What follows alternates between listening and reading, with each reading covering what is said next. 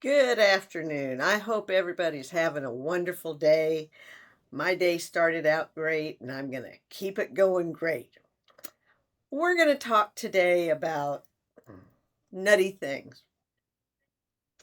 Um, okay, we'll talk about my nutty life.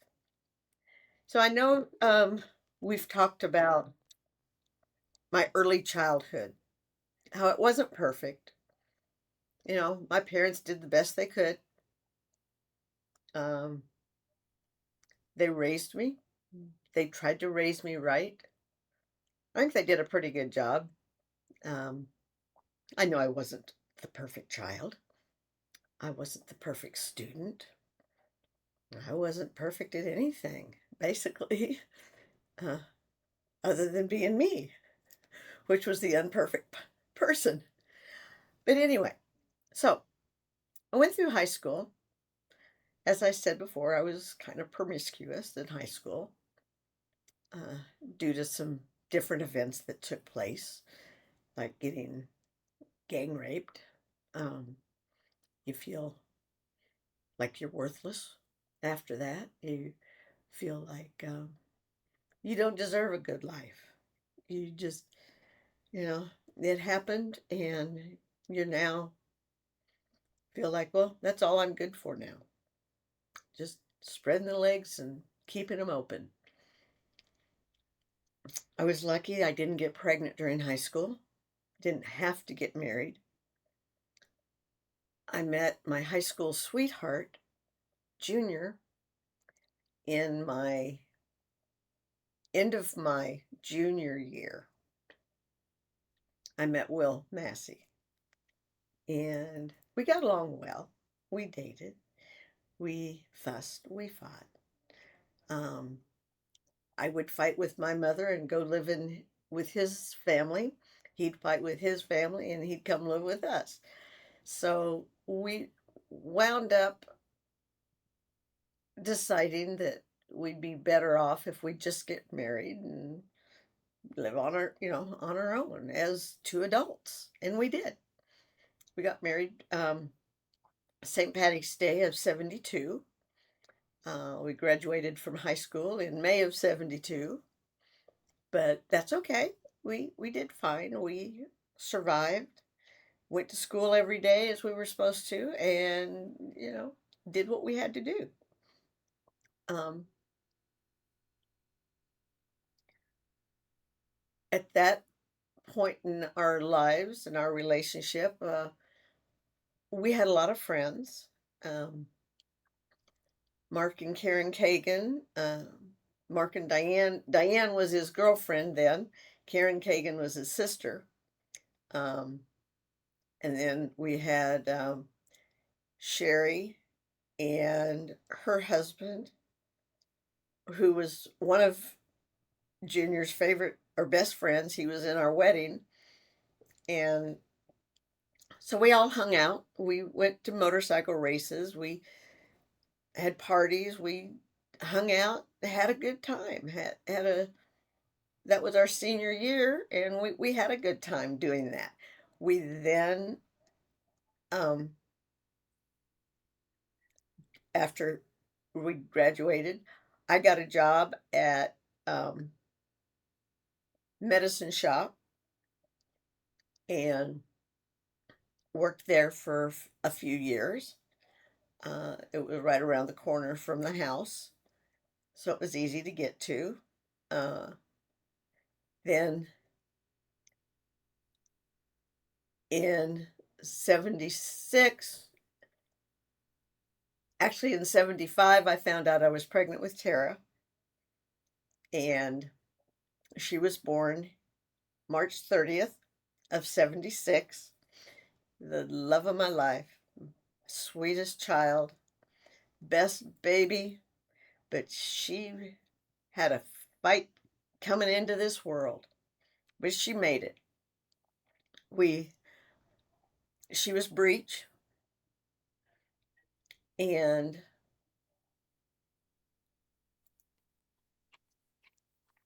she had quit breathing, and they had to do a C-section. She was okay. I remember coming up the elevator from surgery because they had to take me downstairs to surgery. And I remember coming up the elevator and hearing a baby crying. Is that my baby? Is that my baby? I gotta see her. I need to see my baby. I need to see my baby because they hadn't even shown her to me. I was asleep when she was born. They'd knocked me out and I needed to see my baby, and they brought me my baby. And she had blue hands and blue feet because they just um, taken her handprint and her feet prints and put them on the papers. And I got to hold and love on my baby, my Tara. I loved her so much. She was such a joy, still is. I am so proud of my daughter. She is such a good human. She's a good person. She's a better person than I am. She's a better mother than I was. I am so glad that Nolan had a great mother because Tara is a great mother. And Tara was born and we had a good life. But Junior started getting the roving eye.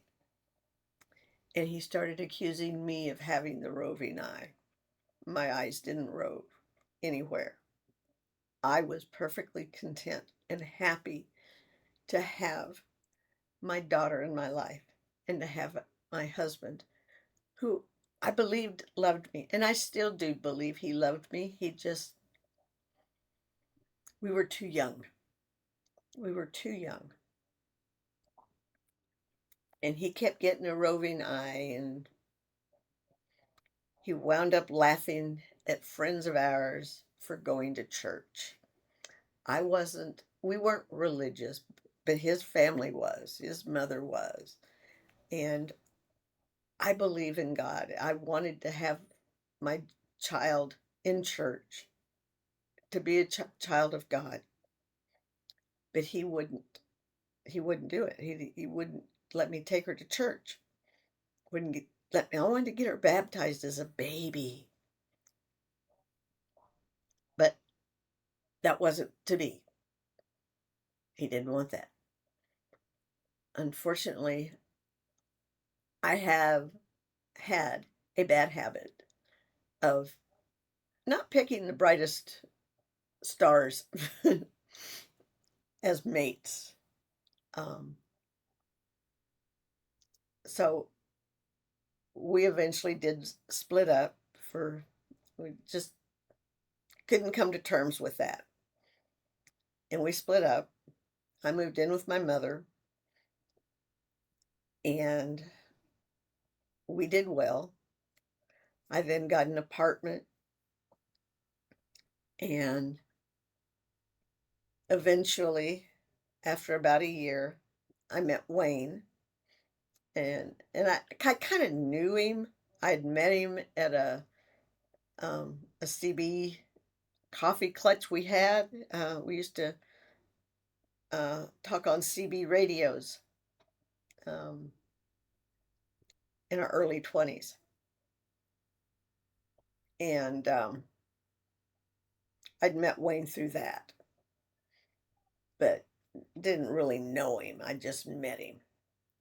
And so we started dating, and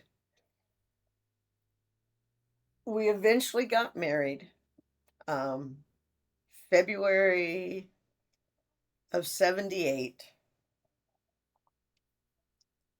Yeah, February of 78. And we lived off Lexington in the trailer parks. Then we found a house and bought it on Iowa Street, 1210 Iowa Street.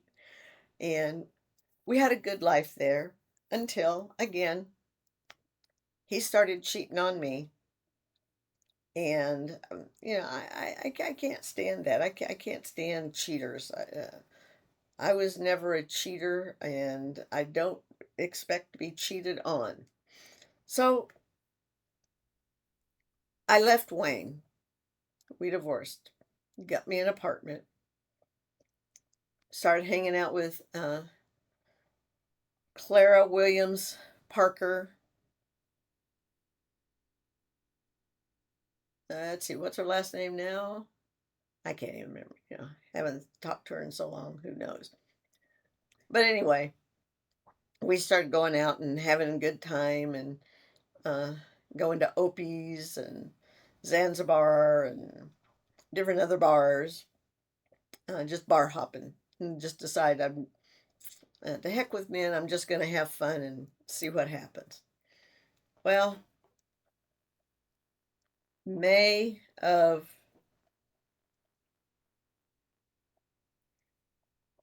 85,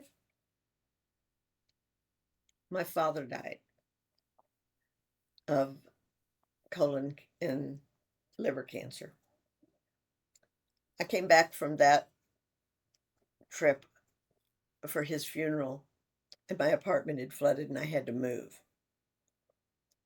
So I moved on, got all my stuff moved, and as I was moving my stuff in, somebody was moving in next door. Fortunate or unfortunate, however you want to look at it. But it was gentleman that moved in next door was Martin Hickman. At first, I thought it was going to be fun. It was going to be a fun life, but it wasn't. He was abusive. At first, he was very manipulative. He manipulated me into believing that he was the most wonderful thing on this planet. Um, my car broke down. He fixed it. My car finally died. He bought me a new one. He sucked me in, and I believed that he would be the best thing that ever to happen for me. I believed he would take care of me and Tara, and he had a little boy that was 3, and we would be a happy family. That was my dream. A boy and a girl. What else? What else? What else could there be? Maybe another child? We'll see.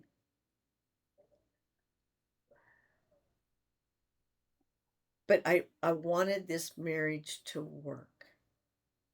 I really wanted it to work. I wanted to have the perfect marriage where we would be married till we turned old and gray, and we'd be sitting in rocking chairs on the front porch watching kids and people go by. That's what I wanted. Just a peaceful, happy life with retirement at the end. But what I got was a life manipulated. Um, let's see.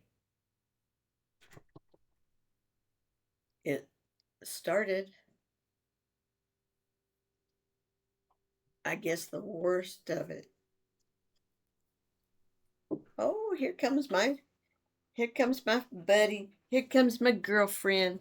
Come here, Snickers. Come here, baby. Come here. Can you say hi? Can you say hi? Can you say hi? Hi. Yeah.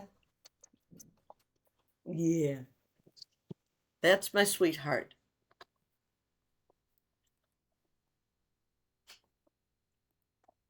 There we go. She's a good girl. She's been my lifesaver. She um she has helped me become who I am today, which is a better person than I was 2 years ago before I got her. And she's just a sweetheart. But anyway, so he, in in the 80s was when the small little manipulations would start. Um, Wound up getting pregnant in 87. 86. I got pregnant and lost the baby, and then I got pregnant again in 87 and kept that one, and that child was born October the 5th of 88. Happiest day of my life. I swear to God, was the happiest day of my life. To hear that cry of that baby as he is being taken from my belly was something that I never had with Tara, but I got to experience with Bo, and I just loved it. He made this big old cry, and I just knew all was going to be good for him. Or I prayed that it would. There is no guarantee in what's going to happen. But he came into this world happy, thank God, and healthy, thank God. All of his fingers, all of his toes, perfectly healthy. And he and I just laid in that hospital, and he kept eating and feeding and kept him clean, and I just loved him to pieces. I still do. I'm so glad he is part of my life and back in my life, because he was out of my life for a very long time, as has my daughter been out of my life for a very long time. I've had all my family out of my life because of this one man. But I have everybody back in my life, and more will be told about this man as time goes by, as I'm able to talk about it without getting angry, getting sad, or being mad about any of it. I want to just be able to talk about it and hope and pray that young girls learn not to settle for the one man or boy that they think is the one and only. Oh my God, I just can't live without him. If they're not good to you, yes, you can. You must live without them if they're not good to you, because a man should always be good to a woman, and a woman should be good to a man. It goes both ways. Women can be just as abusive as men, and we shouldn't. We should not be abusive to men, or anyone for that matter. We should be nice and kind and take care of people. That's what's wrong with this world. We don't take care of ourselves. We don't take care of each other. We don't take care of ourselves. We don't have a lot of self-care in our lives. We have a lot of selfishness, but not self-care or self-love. You know, it's difficult to love yourself, because sometimes if you love yourself, you tend to show that you love yourself more than anything else in this world. But you need to show your love openly to everyone, not just to love yourself. That's being selfish. You need to love everybody in this world, because we're all God's children. We all come into this world the same way.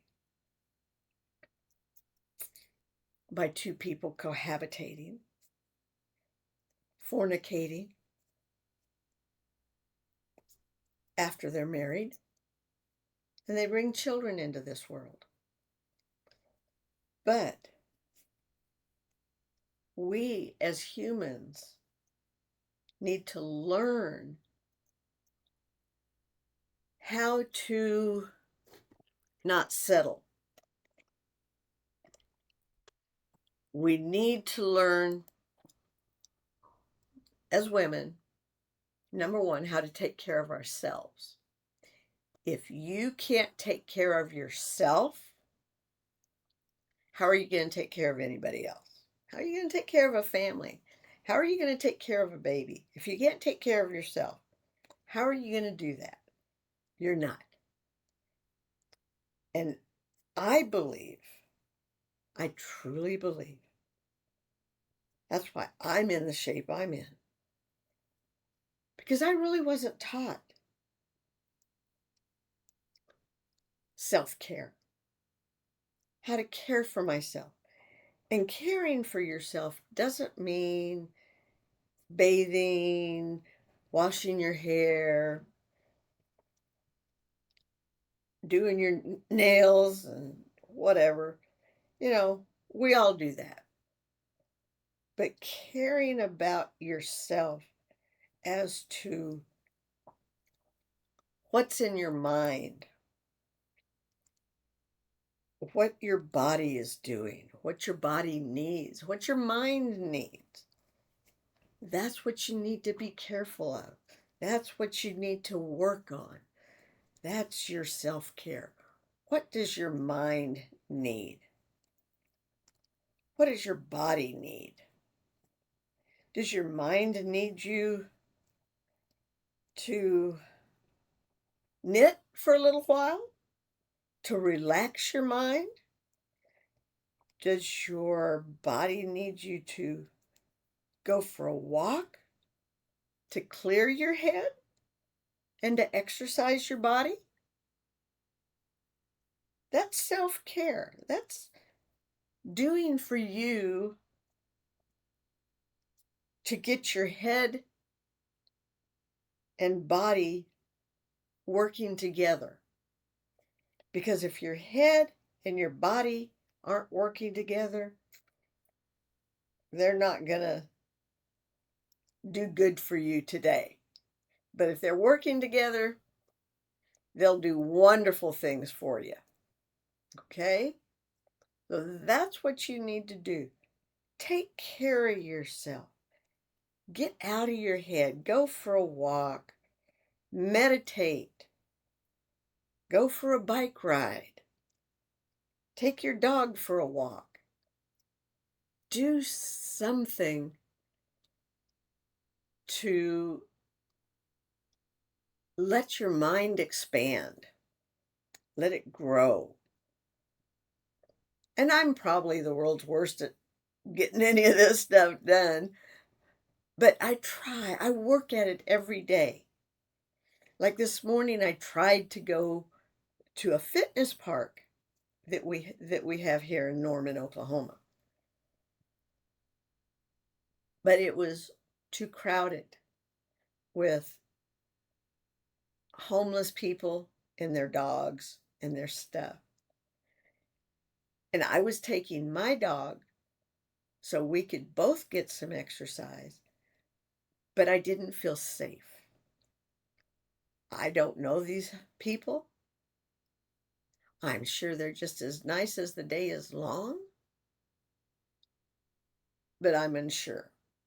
So I go on and we go to a different park. And that was fun. We had fun walking through Sutton Wilderness, and she got to meet a bunch of people. She didn't bark at them. She didn't even pay attention to them. She was such a good girl, and I had her on the long leash, and she just did great. It was wonderful. I love being able to do that with her. She's such a good dog. So glad I have her. I would like to eventually find a dachshund to rescue, but they're hard. They're few and far between to rescue. but I'll find one eventually. And I prefer to rescue a dog than purchase a dog outright from uh, a kennel breeder. But I look forward to it. Tomorrow we will get a little bit further into this relationship of Martin. Uh, I think we're up to about 88, 89, and we'll go into the 90s tomorrow and see what we can come up with. Hopefully, nothing really bad, but I can promise you it's not going to be really good stuff. But it's stuff that you need to hear, you need to learn about. Because, girls, I don't want any of you going through what I've gone through in the past 38 years. Nobody, I mean nobody, deserves abuse and neglect. And I know that my children have experienced it, and I don't want them to, but I know that they have. And I'm hoping in me doing this will be helpful to them too. Peace, love, take care of yourself, and I'll talk to you tomorrow. See ya. Wouldn't want to be ya.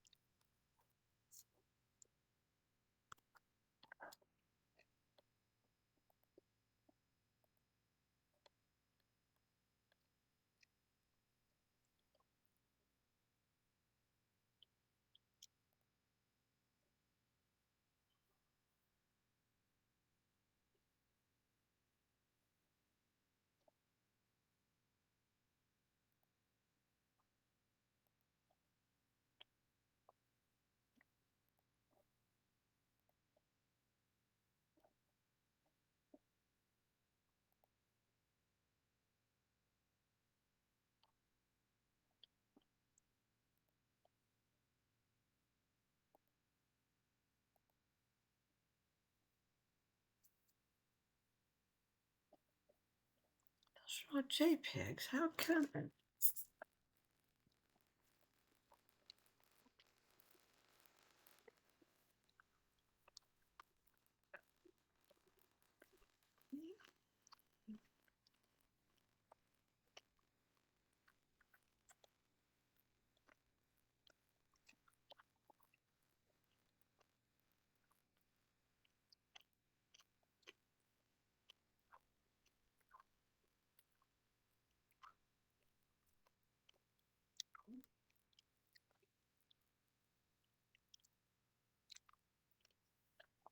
Is it recording right now? Oh my gosh.